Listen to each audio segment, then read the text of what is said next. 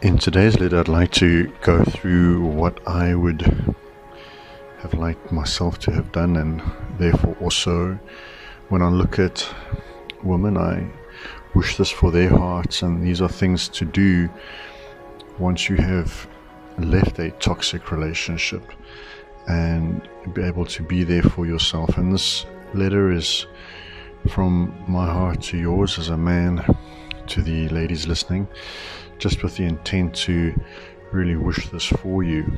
It's been my experience that in my life personally, most of the people I've known who've been in toxic relationships have been women.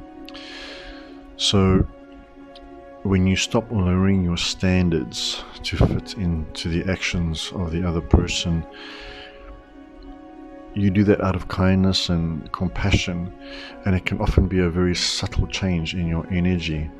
But be aware of how, instead of being built up and empowered, you are in fact lowering your own standards to the point of having your self-esteem eroded and eroded and eroded little bit by little bit, and those incremental deficits in your self-esteem over a couple of weeks and months end up being where you don't quite recognize yourself, and your friends and your family would not recognize you either while being in that relationship. So be aware of your standards and don't lower those to fit into the actions of other people.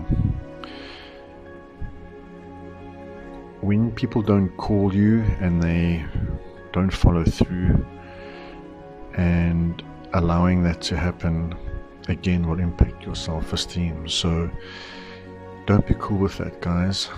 Don't pretend to be cool with that. Don't put on a mask and let that be okay. This is a fundamental incompatibility. So move on as soon as you can. When you suppress your needs in favor of someone else as well, all that's going to do is give you the feeling of being exhausted and drained continually, as it's more about the other person and not yourself.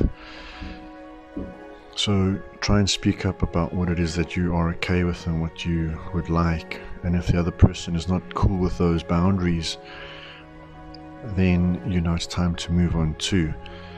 And those with similar boundaries and communication styles will normally be attracted to you, where you can then more confidently go forward with them.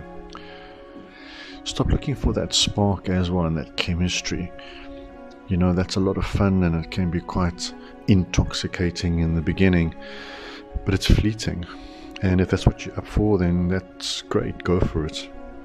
But definitely look for shared values, the ability to communicate, and the ability to feel lifted up in the presence of another person. Don't rush in. Slow things down. Go at your own pace. Let things develop slowly. It takes around 90 days for someone's true self to be revealed, so take your time and get to those milestones. Some say 2 years is enough time also to ultimately know somebody. So when you slow it down, you give yourself the opportunity also to reflect on these things. And it'll give you the opportunity to see what's going on around any infatuations or limerence or any other over-exaggerated feelings that you may have. So be aware of your self-esteem.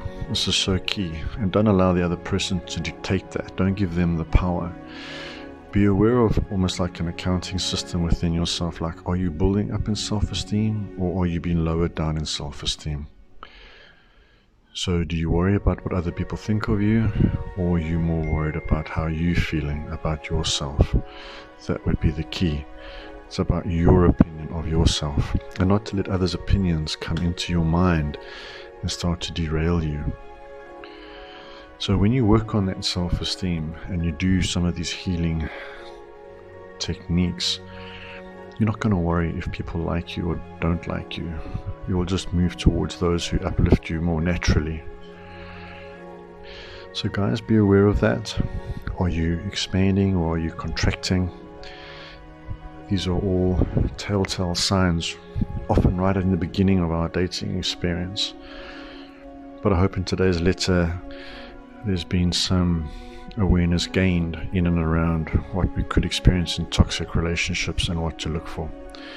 Thank you for your time and for being here, and may your heart stay open.